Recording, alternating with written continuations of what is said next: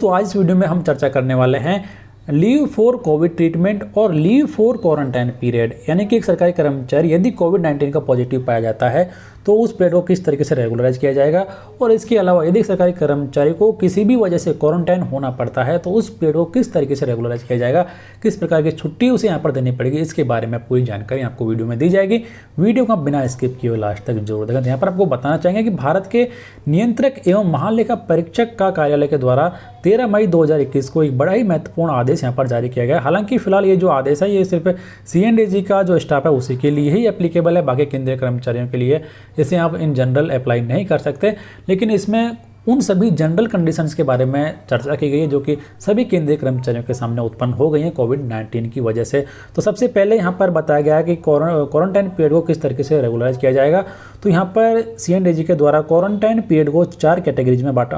Category में बांटा है। हर एक कैटेगरी का अलग अलग ट्रीटमेंट उन्होंने बताया है। तो सबसे पहले यहाँ पर कहा है कि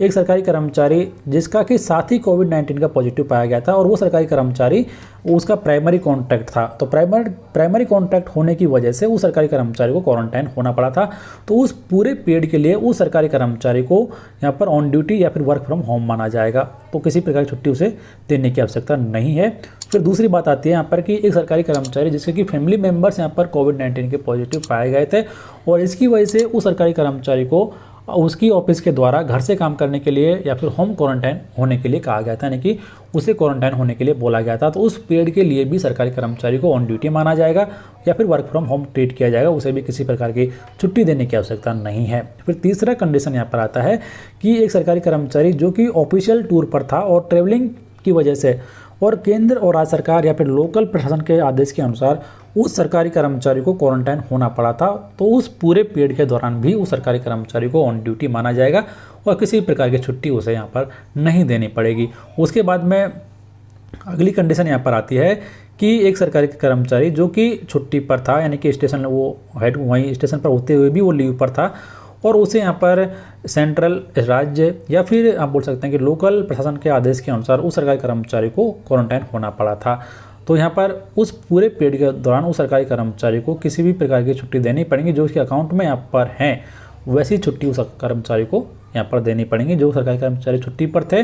छुट्टी खत्म होने के बावजूद भी उन्हें क्वारंटाइन होना पड़ा था, तो उस पूरे पीरियड के लिए भी उस सरकारी कर्मचारी को छुट्टियां यहाँ पर अपने अकाउंट से देनी पड़ेंगी। फिर उसके बाद में यहाँ पर कुछ कर्मचारी ऐसे भी थे जो कि अब खुद उन्होंने अपनी सेफ्टी के लिए यानी कि सेल्फ क्वारंटाइन वो हो गए थे, तो उन कर्मचारियों को भी उस पूरे पीरियड के लिए खुद के अकाउंट से छुट्टियां यहाँ पर देनी पड़ेंगी। तो आप ये मान लें कि जिन्होंने खुद के सेफ्टी के लिए क्वारंटाइन हुए थे वो उन्हें छुट्टी देनी पड़ेंगी, जो छुट्टी पर थे और उन्हें यहाँ पर क्वारंटाइन कर दिया गया था उन्हें भी अपने अकाउंट से छुट्टियाँ यहाँ पर देनी पड़ेंगी। तो ये बात रही यहाँ पर क्वारंटाइन लीव के बारे में, किस तरीके से क्वारंटाइन पीरियड को रेगुलराइज किया जाएगा। फिर बात आती है यहाँ पर कि यदि सरकारी कर्मचारी कोविड-19 का पॉजिटिव पाया जाता है उसके बारे में, तो यहाँ पर कहा गया कि how to treat the period of institutional quarantine, home quarantine या फिर hospitalization of the officials who have tested positive for कोविड-19, यानी कि जो सरकारी कर्मचारी खुद कोविड-19 के पॉजिटिव पाए गए हैं और इसकी वजह से उन्हें अस्पताल में भर्ती भी होना पड़ा है, तो उस पीरियड को किस तरीके से रेगुलराइज किया जाएगा। तो यहाँ पर आप बोल सकते हैं कि ये जो पीरियड है इस पीरियड को सरकारी कर्मचारी को यहाँ पर कम्यूटेड लीव अप्लाई करनी पड़ेगी। जो सरकारी कर्मचारी कोविड पॉजिटिव पाए गए थे उन सरकारी कर्मचारी को बिना मेडिकल सर्टिफिकेट के वो कम्यूटेड लीव यहाँ पर अप्लाई कर सकते हैं, तो उन्हें अन्य प्रकार की छुट्टी यहाँ पर देने की आवश्यकता नहीं पड़ेगी, उन्हें मेडिकल सर्टिफिकेट भी प्राप्त करने की आवश्यकता नहीं रहेगी। बिना मेडिकल सर्टिफिकेट के वो सरकारी कर्मचारी यहाँ पर कम्यूटेड लीव अप्लाई कर सकते हैं। तो आपको ये भी मालूम चल गया होगा कि किस तरीके से क्वारंटाइन पीरियड को रेगुलराइज किया जाएगा, किस तरीके से कोविड-19 ट्रीटमेंट के लिए जो छुट्टियाँ हैं और जो पीरियड यहाँ पर एब्सेंस का उसे रेगुलराइज किया जाएगा। तो ये ऐसी दो महत्वपूर्ण परिस्थितियां हैं जो कि सभी केंद्रीय कर्मचारियों के सामने उत्पन्न हो गई हैं और उसके अलावा अन्य जो यहाँ पर